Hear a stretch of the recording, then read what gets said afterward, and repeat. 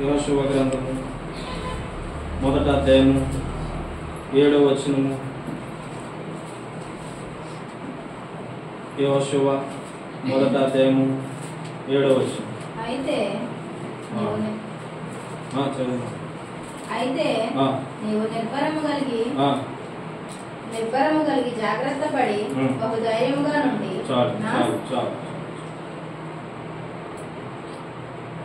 యెహోషువ గ్రంథము మొదటి అధ్యాయము మళ్ళీ రిపీట్ చేస్తున్నాను, చూడండి. యెహోషువ గ్రంథము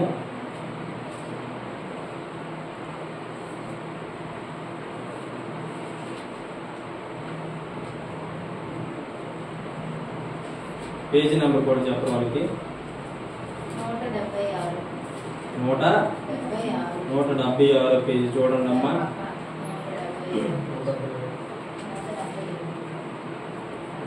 దీనికి పేజీ నెంబర్ ఇవ్వలేదు, అందుకే 176.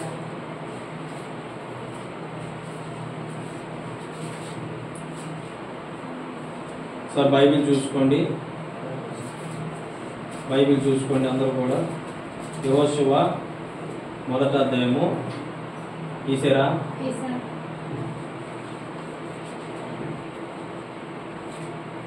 ఓకేనా? ఓకే, చదువుకుందాం.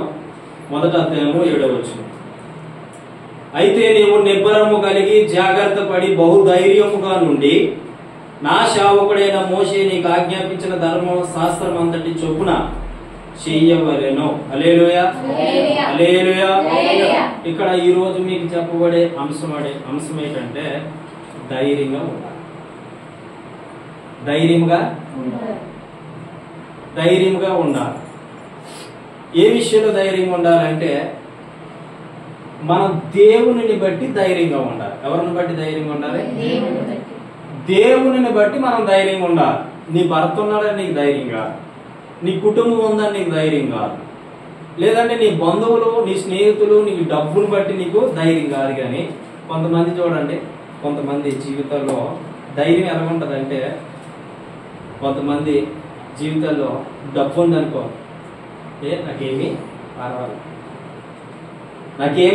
పర్వాలేదు, నేను ధైర్యంగా ఉంటా, నేను ధైర్యంగా ఉంటా అంటారు. కానీ దేని బట్టి ధైర్యంగా ఉండాలంటే నేను చెప్తాను, నేను దేవుని బట్టి ధైర్యం. హల్లెలూయా. దేవునిని బట్టి మనము ధైర్యం తెచ్చుకోవాలి. దేవుని బట్టి మనం ధైర్యం తెచ్చుకోవాలి తప్ప డబ్బును బట్టో, ధనాన్ని బట్టో, లేదా భర్తను బట్టో, పిల్లలను బట్టి ధైర్యం కాదు. కొంతమంది పిల్లల బట్టి కూడా ధైర్యం తెచ్చుకుంటారు. ఎందుకంటే నా కొడుకు జాబ్ చేస్తే నాకు హ్యాపీ ఉంటుంది, నా కూతురు జాబ్ చేస్తే నాకు హ్యాపీగా ఉంటుంది, వాళ్ళు తెచ్చింది నేను హ్యాపీగా తినొచ్చు, నాకేం పర్వాలేదు, నేను సెటిల్ అయిపోయాను. వింటున్నారా? నాకు వచ్చాడు చూడ, నా భర్త బస్కి వెళ్ళి హ్యాపీగా కష్టపడి తెస్తాడు, నేను సెటిల్ అయిపోయాను, నాకు ధైర్యం, నేను మంచి ఉద్యోగం చేసుకుంటున్నాను, నేను సెటిల్ అవుతాను, నాకు ధైర్యం ఉంది.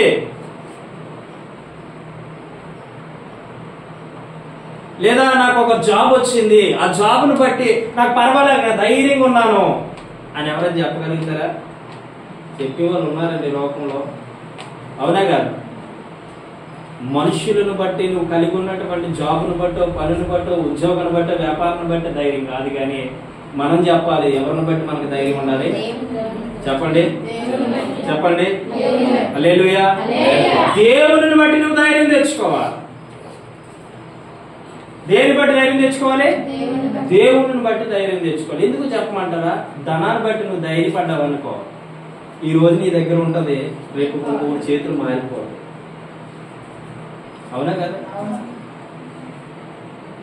బంగారాన్ని బట్టి ధైర్యం తెచ్చుకున్నావు అనుకో, ఈ రోజు నీ దగ్గర ఉంటది, రేపు ఏ బ్యాంకులోనూ ఉంటది. బిడ్డల బట్టి ధైర్యం తెచ్చుకున్నావు అనుకో, నువ్వు పెంచి పెద్ద చేసి గొప్పని చేసి వాడు పెళ్లి చేస్తావు, తర్వాత వాడు ఏం చేస్తాడు? నిన్ను కాదని తన భార్యతో హ్యాపీగా ఉంటాడు. నువ్వు మనుషుల మీద ఆధారపడు, ధనం మీద ఆధారపడకు, డబ్బు మీద ఆధారపడకు, బంగారం మీద ఆధారపడకు. నువ్వు ఆధారపడవలసింది, ధైర్యపరచబడవలసింది ఎవరిని బట్టి తెలుసా? దేవుని బట్టి. ఇక్కడ యెహోషువ చెప్తున్నాడు, ఏమని చెప్తున్నాడు? అయితే నేను నిబ్బరము కలిగి జాగ్రత్త పడి బహుధైర్యముగా నుండి. యెహోషువ చెప్తున్న మాట ఏంటంటే, నేను ధైర్యంగా ఉండడానికి గల కారణము నా దేవుడు. ఆమేన్. నా దేవుడు. నేను ధైర్యంగా ఉంటా, నేను నిబ్బరంగా ఉంటా. అందుకే నేను దేనికి భయపడతా. నీతో ఎవరున్నారో తెలుసా? నీ కష్టకాలంలో ఎవరు నీకు ప్రత్యక్షం అవుతారు? నీ బాధలో ఉన్నప్పుడు నీకు ఎవరు ప్రత్యక్షం అవుతారు? నువ్వు కష్టాల్లో బాధల్లో కృంగిపోయినప్పుడు నీకు ఎవరు ధైర్యపరుస్తారు? యేసయ్య కదా.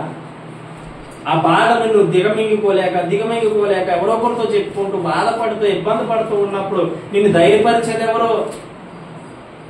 చెప్పరా? దేవుడు కాదా?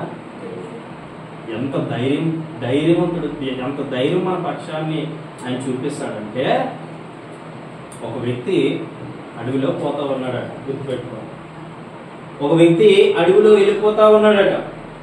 మంచి ప్రార్థనా పరుడు, మంచి భక్తి కలిగినటువంటి ఒక దావిజనుడు అనుకోవచ్చు. ఈయన ప్రార్థనా పూర్వకంగా వెళ్ళిపోతూ ఉంటే ఆయన ఏ ధైర్యంతో వెళ్ళిపోతున్నాడు అంటే, అడవిలో ఆ ఎడారిలో నడుచుకుంటూ ఏ ధైర్యంతో వెళ్ళిపోతున్నాడు అంటే, నాతో నా ప్రభు ఉన్నాడు. ఆమె చెప్పు, ఉన్నాడా?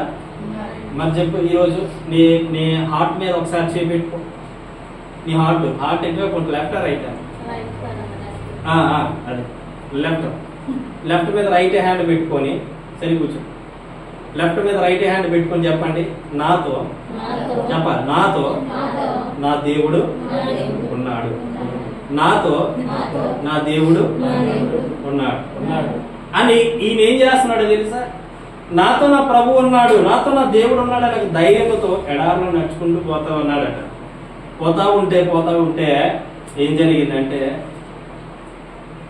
ఈయన అడుగులో అడిగేస్తూ ఒక ఆయన వస్తూ ఉన్నాడు. చెప్పు, ఆమె చెప్పు. ఈయన అడుగులో ఒక అడిగేస్తూ, ఇప్పుడు ఇసుకలోనే ఒక అడిగేస్తూ అనుకోండి, అక్కడ అలాగేమవుతుంది? అచ్చు పడుతుందా పడదు? ఈ అచ్చులోనే వెనకాల ఇంకో పాదం అచ్చు పడుతుంది. ఆమె చెప్పు. హల్లెలూయా. అలాగే నడిచి వెళ్ళిపోతూ ఉన్నారు ఇద్దరు గారు. అలా నడుచుకుని వెళ్ళిపోతూ ఉంటే కొంత దూరం వెళ్ళిన తర్వాత ఒకే ఒక అడుగు కనబడుతుంది. కొంత దూరం వెళ్ళిన తర్వాత 4 పాదాలు కనబడుతుంది. ఇప్పుడు కనుమరుగు అయిపోయింది. అంటే 2 పాదాలు కనుమరుగైపోయి కనబడలే. అప్పుడు అంటున్నాడు ఈయన, ప్రభువా, యేసయ్య తండ్రి, నేను ఇక్కడే ఉన్నాను కదా, నన్ను ఎందుకు వదిలిపెట్టి వెళ్ళిపోయావు అని అడుగుతున్నాడు. అప్పుడు ఈయన రోషం కలిగి ప్రార్థన చేస్తూ ఉంటే దేవుడు అంటున్నాడు, ఆ 2 కాళ్ళు నీ అనుకుంటున్నావా? నీవుగా. ఆ 2 పాదాలు నాది. ముందుని ఒక బలమైన బొంత ఉంది, అందులో నువ్వు ఎక్కడ పడతావు అనేసి నిన్ను నేను చేతుల మీద ఎత్తుకొని నడిపిస్తూ ఉన్నా. చప్పట్లు కొట్టి. ఒక మనిషికి ధైర్యము ప్రభు. ఆమె ఒక మనిషికి ధైర్యం ప్రభు అయినప్పుడు నీతో ఎవరు ఉంటారో తెలుసా? నిజంగా నువ్వు దేవుడి మీద ఆధారపడితే ఖచ్చితంగా దేవుడు నీ వెంట ఉంటాడు. నువ్వు ఎక్కడికి వెళ్ళా ఉంటాడు, ఏ స్థలంలోకి వెళ్ళా ఉంటాడు, ఏ పరిస్థితుల్లో ఉన్నా ఉంటాడు. నువ్వు బలహీనతలో ఉన్న నీతో ఉంటాడు, నువ్వు దిక్కులేని స్థితిలో ఉన్న నీతో ఉంటాడు, నువ్వు అడవిలో ప్రయాణం చేస్తూ ఉంటాడు, నువ్వు కారులో ప్రయాణం చేస్తూ ఉంటాడు, నువ్వు ఏసీ రూమ్ లో ఉన్నా ఉంటాడు. నువ్వు అనుకోవాలి, నాతో నా ప్రభు. ఆమె చెప్పు, ఆమె నా ప్రభు నాతో ఉన్నాడు. నేను ధైర్యంగా ఉంటా, కుమ్మునిపోను, భయపడను. భయం లేదు నాకు, భయం లేదు, దిగులు లేదు. నేను భయపడను, నాతో నా ప్రభు ఉన్నాడు. చెప్పు హల్లెలూయా. నాతో నా ప్రభు ఉన్నాడు, నాతో నా దేవుడు ఉన్నాడు అని నువ్వు ఎప్పుడైతే ధైర్యం తెలుసుకుంటావో, నీ ధైర్యం నీకు ఏం చేస్తుందంటే, ఎంత బలమో తెలుసా నీ ధైర్యం నీకు? నీ ధైర్యం నీకు ఎంత బలమో తెలుసా? నాతో నా ప్రభు ఉన్నాడంటే కొండంత బలం వచ్చాడు. అవునా కదా? చెప్పరా? సర్వలోకాన్ని సృష్టించే సృష్టికర్త నీతో ఉన్నప్పుడు నీకు ఎంత బలం వస్తుంది? ధైర్యం. ఎందుకంటే నీ ధైర్యం ఏంటి చెప్పు? ఇప్పుడు సువార్తకు వెళ్తున్నావు, ఎవరిని బట్టి నువ్వు ధైర్యంగా తెచ్చుకుని వెళ్తున్నావు? వాళ్ళు కొడతారని తెలుసు, వాళ్ళు తిడతారని తెలుసు. లోకస్తులకి ఎలా ఉంటదంటే, సువార్త వెర్రితనంగా ఉంటది.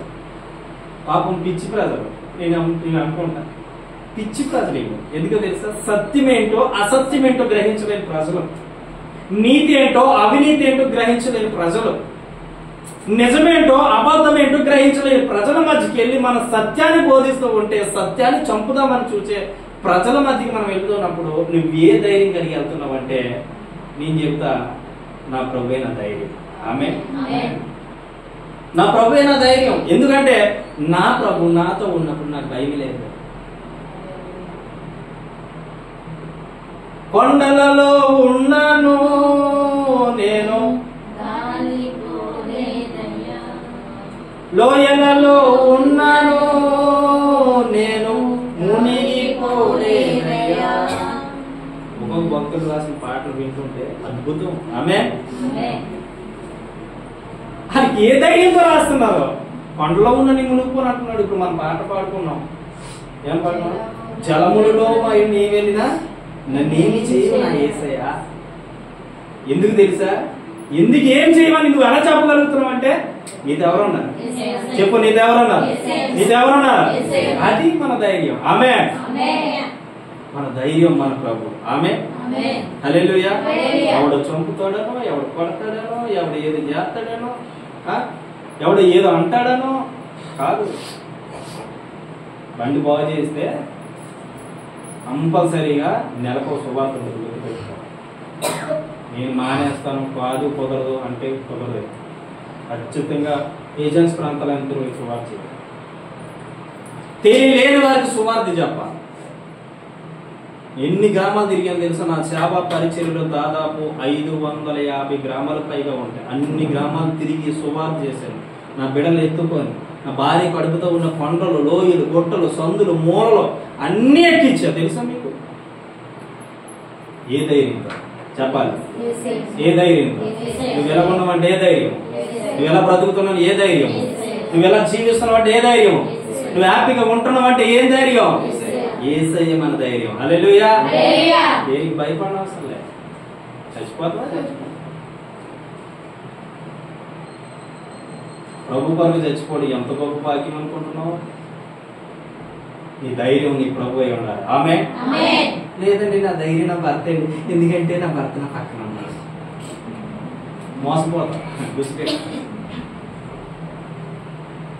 మోసపోతాను నిజంగా.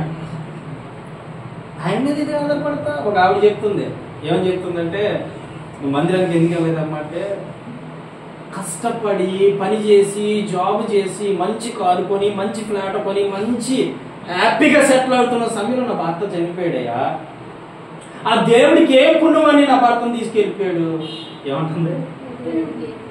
వింటున్నారు అన్నమాట. ఇదే వైజాగ్లో చెప్తున్నా మీకు.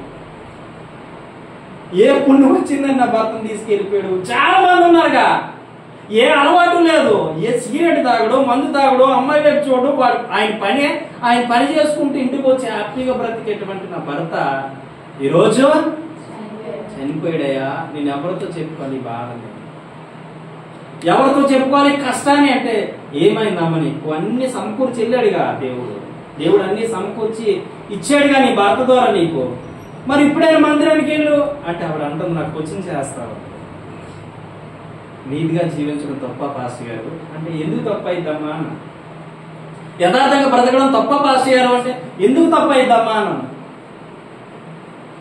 మరి ఏ నాలో తక్కువ వచ్చిందంటే నువ్వు మనుషుల మీద ఆధారపడ్డావు, దేవుడి మీద ఆధారపడలేదని చెప్పి. నిజమంటారా కాదా?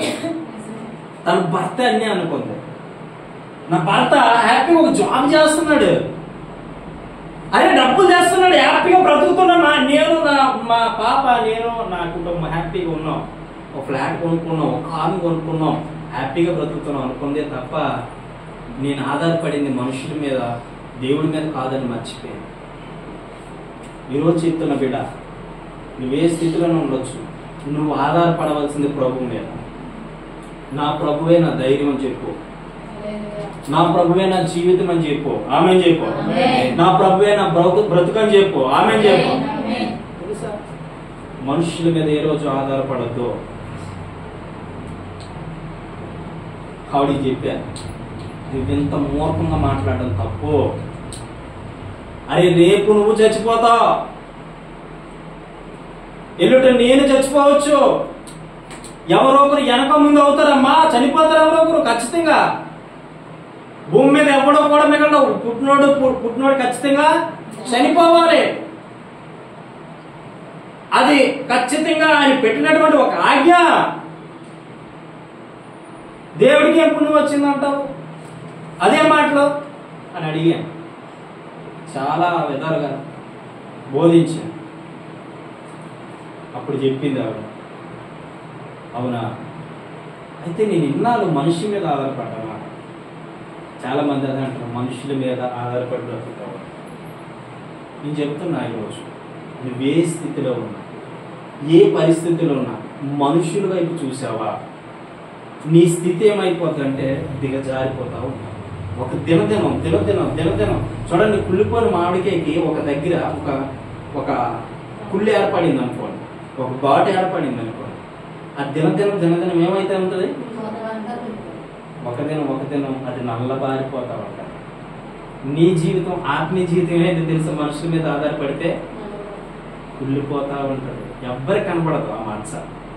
మామిడి పండుగ ఏది మచ్చ కనపడుతుంది, నీ హృదయానికి తగిలేటువంటి మచ్చ ఎవరికి కనపడదు. లోపల నీ జీవితం ఏమైపోతుంది అంటే కుళ్ళిపోతుంది. దాన్ని మళ్ళీ డాక్టర్ దగ్గరికి వెళ్ళా బాగుపడలే, గుర్తుపెట్టుకో. అందుకే నువ్వేం చెప్పాలి, నిర్భరం కలిగి ధైర్యంతో చెప్పాలి. ఏమని చెప్పాలి తెలుసా, నేను నా ప్రభు మీద హల్లెలూయా. ధైర్యం అంటే అది, ధైర్యం అంటే అది. నాకు డబ్బు ఉందనో, ధనం ఉందనో, ఆస్తి ఉందనో, అంతస్తు ఉందనో నెవర్, వద్దు. డబ్బును ప్రేమించే మనసు నీకు ఉండొచ్చు, ధనాన్ని ప్రేమించే మనసు నీకు ఉండొచ్చు, బంగారాన్ని ప్రేమించే మనసు నీకు ఉండొచ్చు.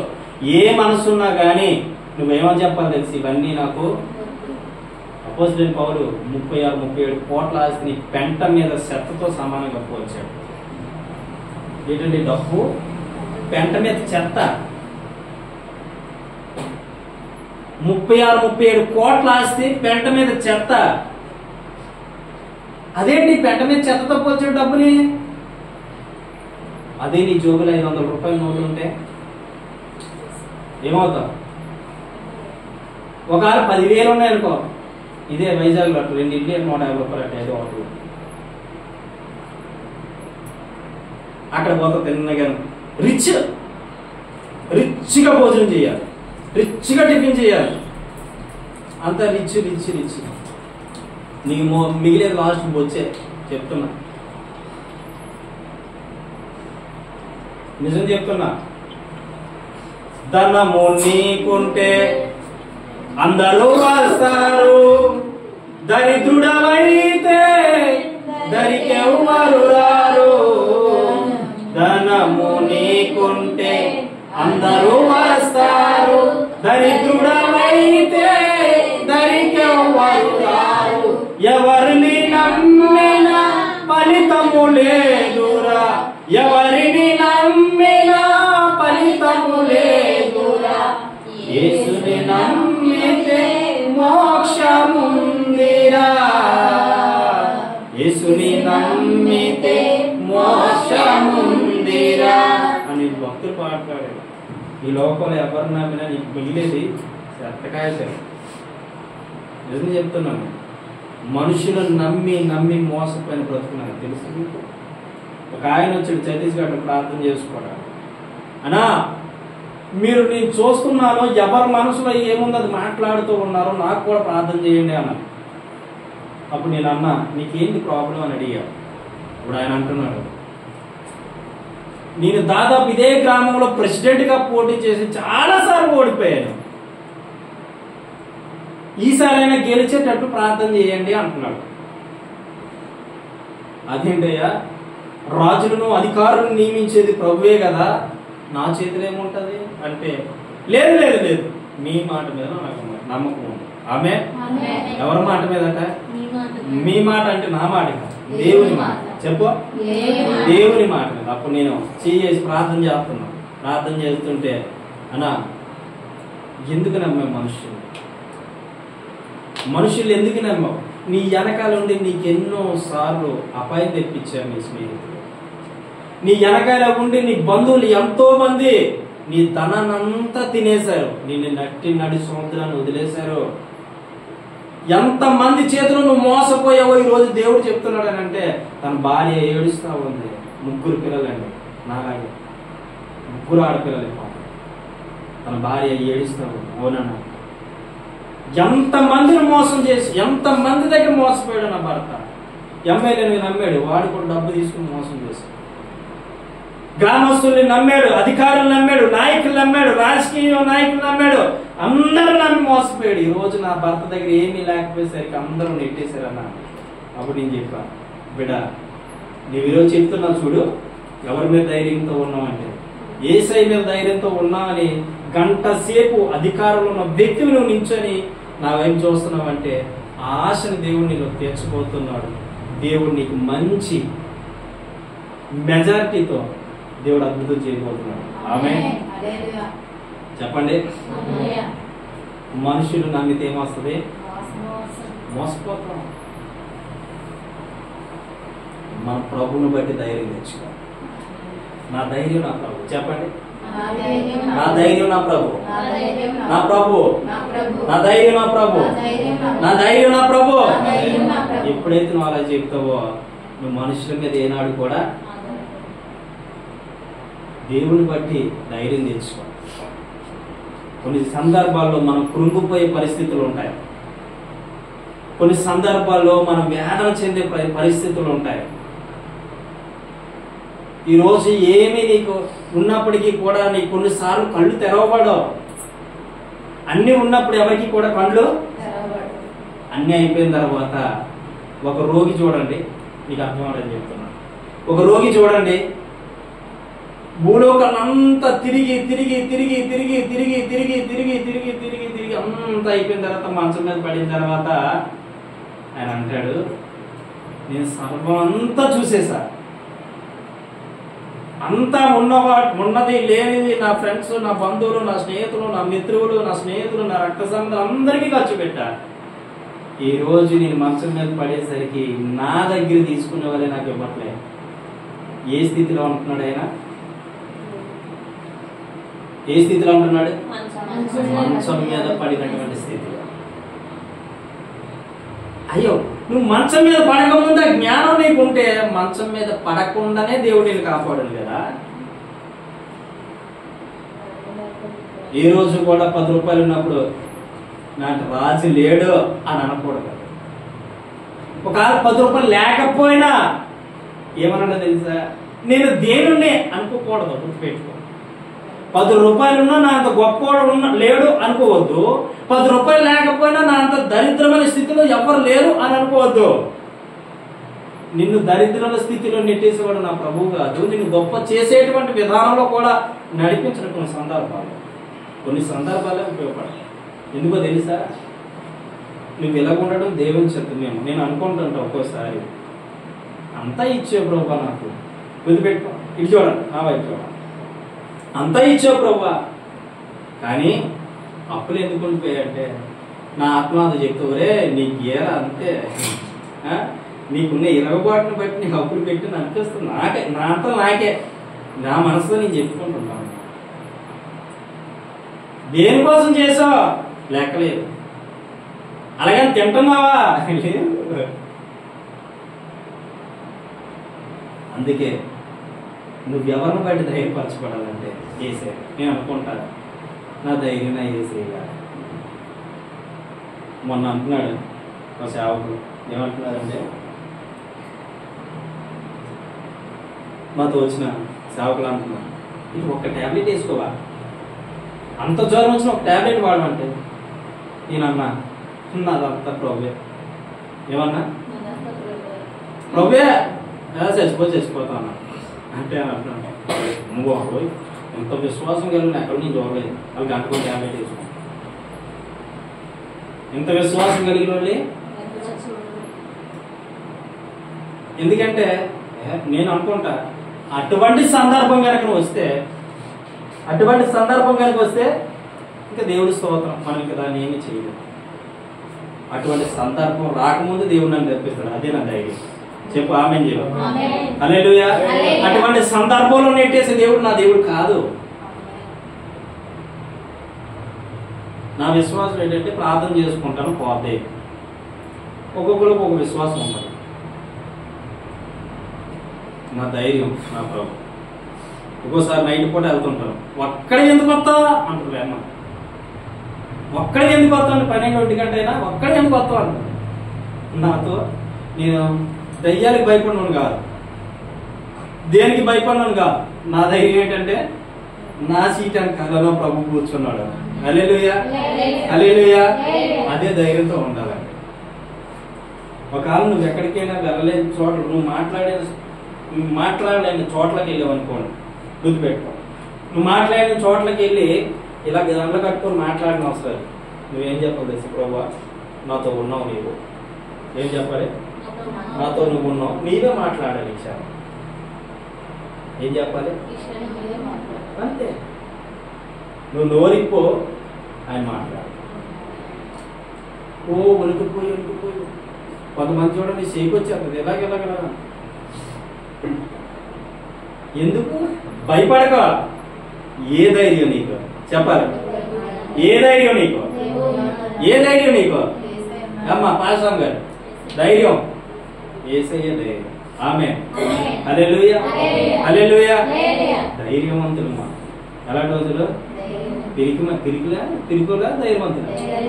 దేని బట్టి? ఆమేన్ హల్లెలూయా హల్లెలూయా. కాబట్టి గమనించాలి. చూడండి యోహాను సువార్త 16వ అధ్యాయం. యోహాను సువార్త సార్ తీయండి. ఇందులో ఏం ధైర్యం ఉందో చూద్దాం. 16వ అధ్యాయము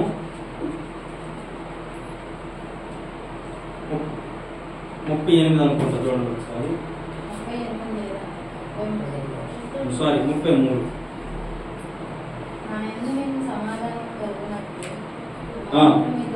అదే నా యందు మీకు సమాధానము కలుగునట్లు ఈ మాటలు మీతో చెప్పుచున్నాను.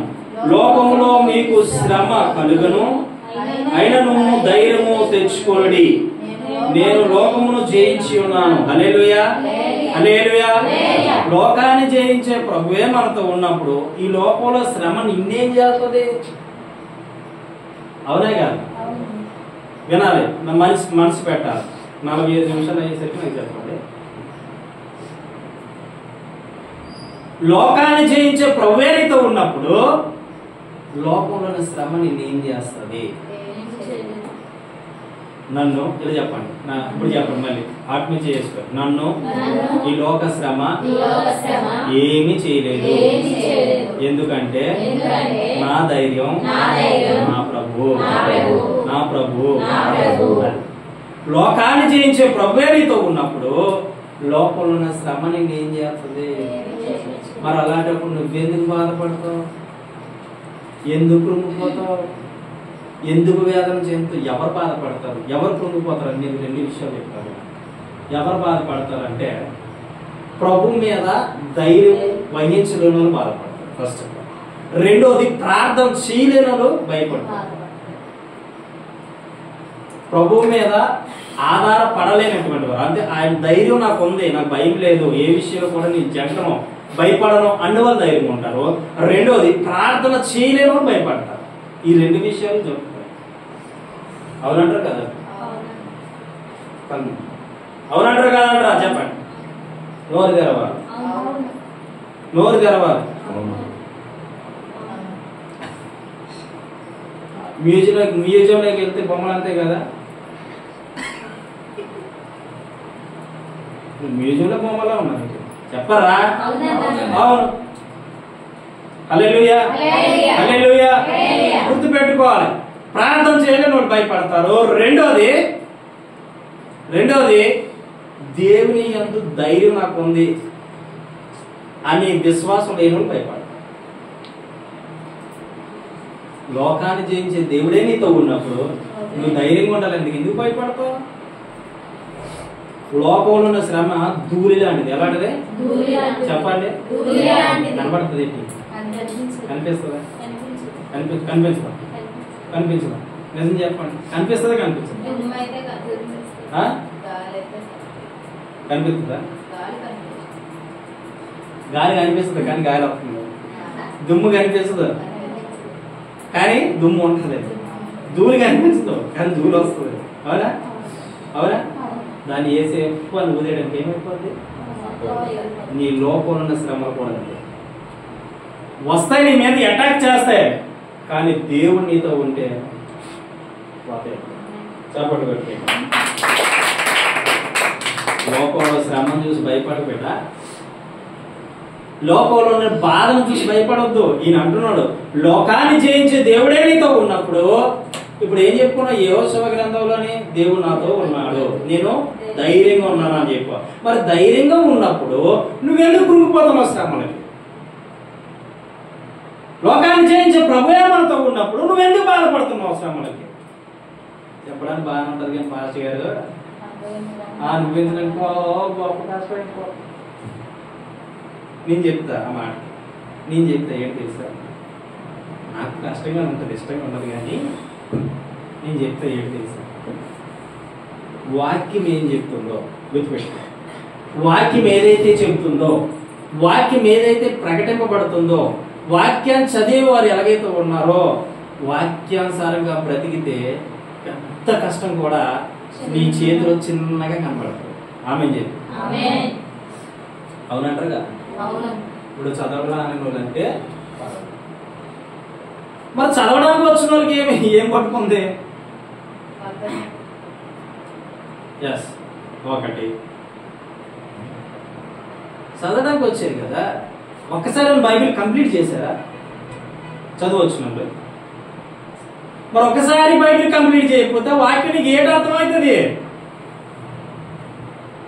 వాక్యం స్పష్టత తెలియదు నీకు. అరే 10-20 సార్లు చదివిన మాలాంటి వాళ్ళకి ఇది ఎలా కనపడుతుంది అంటే నూతన విషయాలు బయలుపరుస్తుంది. ఆమె మరి అలాంటప్పుడు మరి నువ్వు ఎంత నూతనంగా మారాలి? ప్రతి మాట నీకు కొత్తదనం తీసుకురావాలి. ఆమె చెప్పి ప్రతి మాట జీవ జలపు దారంలాగా ప్రవహించాలి మీద. హల్లెలూయా. ఎందుకో చెప్పమంటారు? ప్రతి మాట నువ్వు తీసుకోవాలి. బైబిల్ ఏం చెప్తుందో తెలుసా? చక్కగా నడు, నీతైన మార్పు నడు, యథార్థంగా నడు, పరిశుద్ధంగా మాట్లాడు, పరిశుద్ధంగా జీవించు, పరిశుద్ధంగా నడుచుకో, హ్యాపీగా ఉండు, సుఖంగా ఉండు, టెన్షన్ పడకు, నా మీద భారమే. ఇవన్నీ బైబిలే చెప్తుంది. నా మీద భారమే బైబిల్ చెప్తుంటే నీ మీద ఎందుకు ప్రభువా, నేను వేసుకుంటా బాగా అంతా. ఇది రాయి బరువు ఎత్తుకొని మీద పట్టుకొని వెళ్తాడు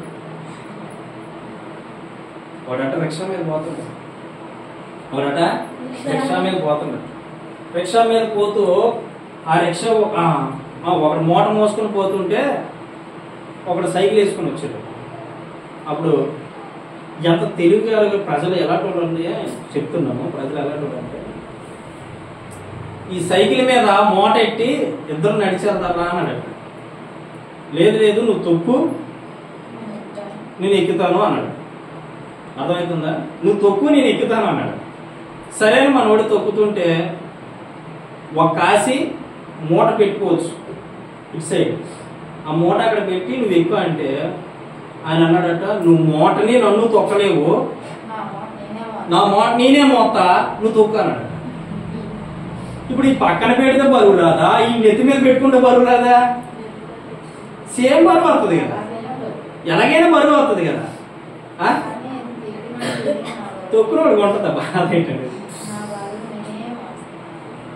అదేమన్నాడు, అరే నీకు సింపుల్ గా ఉంటది, ఈ మూట తీసి అక్కడ పెట్టు, నువ్వు ఎక్కువ శుభ్రంగా కూర్చో అని ఆయన చెప్తుంటే ఈయనేమన్నాడు తెలుసా? నా మూట నేనే మోస్తా, నేను ఒక బరువు అంటే మూట కూడా నీ మీద పెట్టాలి, ఏంటి సైకిల్ మీద పెట్టాలి, బరువు కదా, అందుకే నా మూట నేనే మోస్తా అంటే వీడికి అర్థం కాదు. అయినా నువ్వు మోసినా బరువు వస్తుంది, ఈ సైకిల్కి పెట్టినా బరువు వస్తుంది అంటే ఈయనేమనుకుంటున్నాడు తెలుసా? నేను నా తలకాయ మీద పెట్టుకుంటే బరువు రాదు అనుకుంటున్నాడు. ప్రజలు ఇప్పుడు అలాగే ఉన్నారు. ఎలాగొన్నారో తెలుసా? ప్రయాసపడి భారం మోస్తున్న సమస్త జనులారా నా ఎద్దుకు రండి, మీ ప్రాణాలకి అంటే దేవుడు మీ ప్రాణాలకు విశ్రాంతిని ఇస్తానంటే ఈ ప్రయాసపడి వెళ్తారు. కానీ ప్రజలు ఈ భారం అంతా ఏం చేస్తారంటే ప్రభువా నీకు సర్వం ఏమంటారు? పనిచేసుకుంటాను, డబ్బులు పెంచుకున్నాను. అప్పుడు అంటాడు, నాయన నువ్వు అంత భారాన్ని మొయ్యలేవు, నాకు అప్పగించి నేను చూసుకుంటాను అంటాడు. కానీ నువ్వేమంటా తెలుసు, లేదు లేదు ప్రభా, నువ్వు నీ ఒక్కరికి పెట్టి నాకు ఇష్టం లేదు, నేను కూడా మొత్తం అయితే మొయ్యరా అంటాడు. ఈ మొయ్యలేక ఎక్కడో కొత్తలు పడిపోతా, ఏమవుతావు మోసి మోసి మోసి టక్కన కూర్చుండిపోతా. అప్పుడు అంటావు, అమ్మ ప్రభా తీయో తీయో తీయో, ఏంటిది నెత్తి మీద భారం, నెత్తి మీద. అప్పుడు తీయమంటాం. ప్రభు చెప్పినప్పుడు వినొచ్చుగా, బైబిల్ చదువుతాం కానీ ఈ పాటించాం కాబట్టి నీకు శ్రమ. వాక్యానుసారం నడవడం అంటే అసాధ్యం అని నడిచే వాళ్ళు ఉన్నారు. కాస్త 70% 60% ఉన్నామా, అదే ధన్యత. దేవుడు అంటాడు, తోనిలే ఇదేనా నా మాట, లోకాన్ని జయించే ప్రభువే నీతో ఉన్నప్పుడు నీకెందుకు భయం? ఈరోజు చెప్పాలి. యోహాను భక్తుడు ప్రశ్నిస్తాను, అక్కడ ఏమన్నా ఇప్పుడు ఒకసారి చూడండి. నా యందు మీకు సమాధానం కలిగినట్లు చెప్పుచున్నాను, లోకములో మీకు శ్రమ కలుగును, అయినను ధైర్యము తెచ్చుకొనుడి, నేను లోకమును జయించి ఉన్నాను. ఆమేన్. అయినను ధైర్యం తెచ్చుకోండి. కానీ మీ శ్రమ కలిగింది అనుకో, మీరు అనాలి, నాకు శ్రమ కలిగినా నా ధైర్యం నా ప్రభు. ఇప్పుడు మనం చెప్పుకున్నాగా, నాకు శ్రమ కలిగినా నా ధైర్యం నా ప్రభు. ఆమేన్. హల్లెలూయా. ధైర్యం తెచ్చుకో, కృంగిపోకో, కూర్చుండి పోకో, మనాలు బట్టికో, తిండి మానేకో, ఎముకలు కుళ్ళిపోతాయి. అక్క తిండి మానేడు, తిప్పలు మానేడు, నాకు ఈ తల జ్ఞానా పోయి వచ్చిందిరా బాబో మర్యాద పెట్టేస్తా. డబ్బున్నప్పుడు ఎలా కొంటున్నావో 10 రూపాయలు కూడా లేనప్పుడు అదే సింపుల్గా ఉండడం. అప్పుడు నువ్వు దేవుడి మీద ఆధారపడినట్టు. నీ దగ్గర 10 రూపాయలు ఉంటే నువ్వు ఏ విధంగా అయితే ఉంటున్నావో, లేనప్పుడు కూడా నువ్వు అదే విధంగా ఉండాలి. ఉన్నప్పుడు ఏమొచ్చి ప్రభు స్తోత్రం హల్లెలూయా హల్లెలూయా అనగా, లేనప్పుడు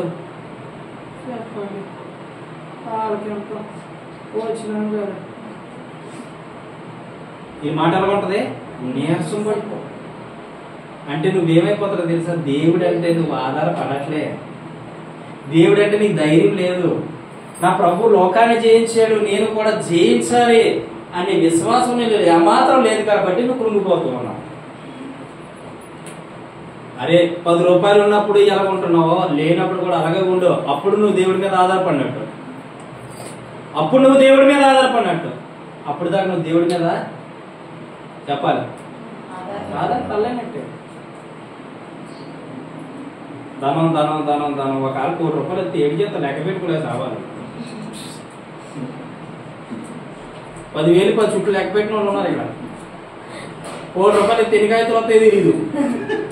కాదు దేవుడే ప్రత్యక్షమే, అమ్మా నిర్మలా నీకు ఇస్తున్నాను అంటే చెంగు పడతా కానీ లెక్క పెట్టడానికి సంవత్సరం పడుతుంది. కొంతమందికి ఇచ్చినా సరే వినియోగించుకోలేదు. కొంతమందికి ఇచ్చినా, ఇంతకుముందు 2-3 వారాల క్రితం చెప్పాను కదా, దేవుడే ప్రత్యక్షమయ్యి ఆ వ్యక్తికి ఇస్తే ఆ వ్యక్తి ఏం చేసుకున్నాడు, చిత్తుకాయతో పాడేసుకున్నాడు. ఏమైపోయాడు, ఒకడు వినియోగించుకున్నాడు, ఆస్తిపరుడు అయ్యాడు. ఒకటి చిత్తుకాయతో పాడేసాడు, జీవితం అయిపోయింది. మళ్ళీ దేవుడు అవకాశాలు ఇస్తాడు, దాన్ని మనం ఏం చేసుకోవాలి, సేవకుడు చెప్తాడు, దాన్ని ఏం చేయాలి, మనం వింటాం. మనకి ఎందుకు అక్క పాస్ గారు చెప్పడం బాగుంటుంది కానీ మాకు కాదు బాగా తీరేది అన్నం లేరా. కానీ నేను చెప్తున్నా, దేవుని వాక్యాన్ని మాత్రమే చెప్తాను, నా సొంత మాటలు ఏం చెప్పను. కానీ దేవుని వాక్యంతో మాట్లాడినప్పుడు నువ్వేం చేసుకోవాలి తెలుసా, ఇది నిజమే కదా, ఇది సత్యమే కదా, ఇది ఈ విధంగా మనం బ్రతికితే బాగుంటది కదా, ఈ విధంగా మనం నడిస్తే బాగుంటది కదా, ఆయన చెప్పింది ఎగ్జాక్ట్లీ కరెక్టే కదా అని నువ్వు ఎప్పుడైతే ఆలోచిస్తావో అప్పుడు దేవుడు నీకు ఆలోచన కూడా మొదలు పెడతాడు. చెప్పు ఆమె. హల్లెలూయా. ఆమేన్. నిజం చెప్తున్నాను. దేవుని మీద ఆధారపడి బ్రతుకు. దేవుడు ఉన్నాడని ధైర్యంతో బ్రతుకు. నీ ధైర్యం ఎవరే కావాలి ఇప్పుడు? నీ ధైర్యం ఎవరు? చెప్పు చెప్పు. ఏ దేవుడు? చెప్పు. నా ధైర్యము నా యేసయ్య.